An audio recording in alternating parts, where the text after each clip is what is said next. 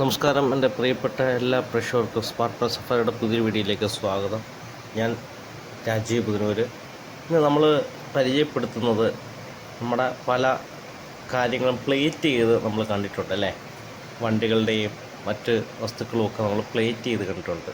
അപ്പോൾ നമ്മൾ ആ പ്ലേറ്റിങ്ങിൻ്റെ നിർമ്മാണ രീതി അല്ലെങ്കിൽ പ്ലേറ്റിംഗ് രീതിയാണ് നമ്മളിന്ന് പരിചയപ്പെടുത്തുന്നത്. അപ്പോൾ നമ്മൾ ഇന്ന് പ്ലേറ്റ് ചെയ്യാനായിട്ട് നമ്മുടെ ഇവിടെ എത്തിയിരിക്കുന്നത് ക്ഷേത്രത്തിലേക്കുള്ള ഒരു പള്ളിവാളാണ്.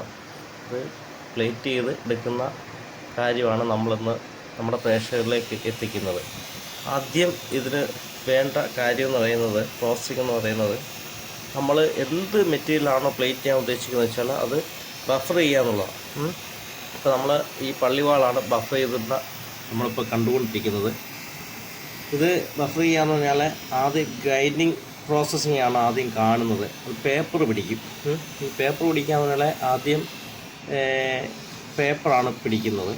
അതിന് ശേഷം 170 ഫ്ലാപ്പ് വീലിട്ട് പിടിക്കും. പേപ്പർ വീല് കഴിഞ്ഞതിന് ശേഷം 170ൻ്റെ ഫ്ലാപ്പ് വീല് അടിക്കും. അതിനുശേഷം ഫൈബറിൻ്റെ വീലും അടിക്കും.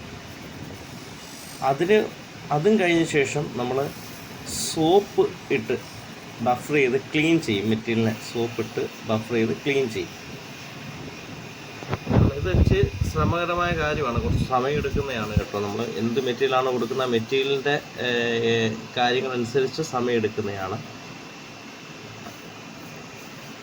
ബഫർ ചെയ്യുന്ന കാഴ്ചയാണ് നമ്മളിപ്പോൾ കണ്ടുകൊണ്ടിരിക്കുന്നത്.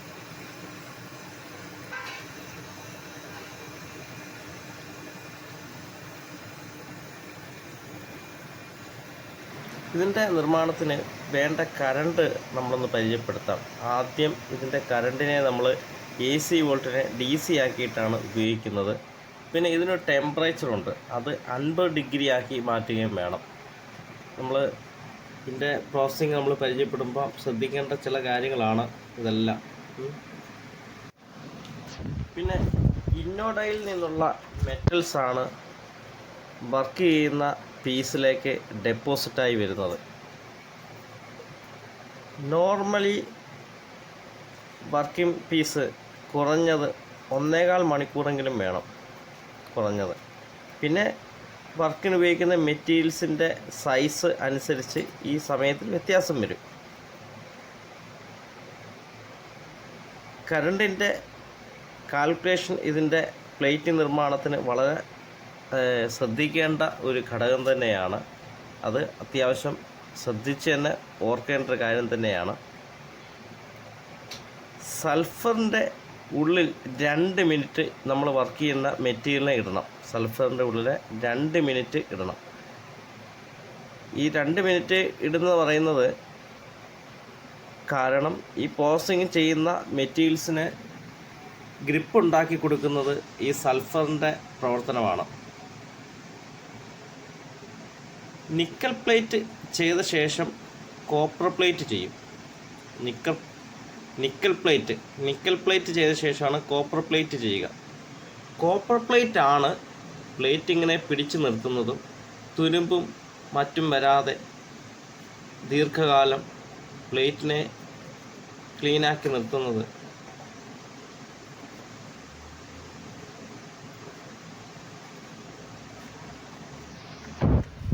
ശേഷം നമ്മൾ നിക്കൽ പ്ലേറ്റ് കഴിഞ്ഞ് കഴിഞ്ഞാൽ നിക്കൽ പ്ലേറ്റ് കഴിഞ്ഞ് ക്രോം പ്ലേറ്റിങ് ചെയ്തതിന് ശേഷം നമ്മൾ വാഷ് ചെയ്യും. വാഷ് ചെയ്യുമ്പോൾ തന്നെ നല്ല ക്ലീൻ പീസായിട്ട് നമ്മൾ ചെയ്ത മെറ്റീരിയൽ എന്താണോ അത് പ്ലേറ്റിംഗ് ആയിട്ട് തന്നെ വരും. ഇത് നമ്മൾ പള്ളിവാളാണ്. ഈ പള്ളിവാൾ ഇപ്പോൾ പ്ലേറ്റ് ചെയ്തിരിക്കുകയാണ്.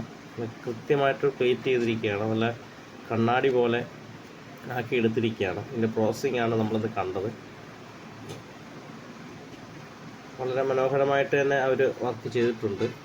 ഇത് നമ്മൾ കാഴ്ചയിൽ 5 മിനിറ്റ് കൊണ്ടോ 4 മിനിറ്റ് കൊണ്ടോ നമുക്ക് കാണുന്നെങ്കിലും ഇത് കുറച്ച് സമയമെടുക്കുന്ന ഒരു പ്രോസസ്സിങ് തന്നെയാണ്. അത് പ്രത്യേകം ഓർക്കേണ്ട ഒരു കാര്യം തന്നെയാണ്.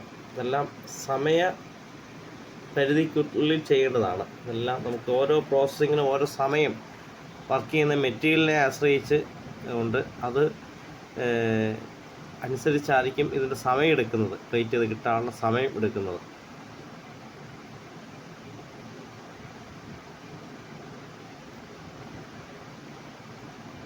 നല്ല അടിപൊളിയായിട്ട് പ്ലേറ്റ് ചെയ്ത് പാക്ക് ചെയ്തുകൊണ്ടിരിക്കുകയാണ്. വൃത്തിയായി തന്നെ നല്ല പേപ്പർ ഉപയോഗിച്ച് സ്ക്രാച്ചൊന്നും വീഴാതെ വിധത്തിൽ പ്ലേറ്റ് ചെയ്ത് സാധനം ഇങ്ങനെ പൊതിഞ്ഞ് വൃത്തിയാക്കി പാക്ക് ചെയ്ത് കൊടുത്തിരിക്കുകയാണ്. കസ്റ്റമർക്ക് കൊടുക്കാനായിട്ടുള്ളതാണ്. ഇപ്പോൾ ഇവിടുത്തെ കസ്റ്റമർ നമ്മുടെ ഒരു സുഹൃത്താണ്. അദ്ദേഹം നിർമ്മിച്ച ഒരു പള്ളിവാളാണ് ഇന്ന് പ്ലേറ്റിങ്ങിനായിട്ട് ഉപയോഗിച്ചിരിക്കുന്നത്. ആ പ്ലേറ്റിങ്ങിൻ്റെ നിർമ്മാണ പ്രവർത്തനങ്ങളാണ് നമ്മൾ കണ്ടത്. വീഡിയോ കണ്ട് ഇഷ്ടപ്പെട്ടാൽ ഫോളോ ചെയ്യുക, സപ്പോർട്ട് ചെയ്യുക.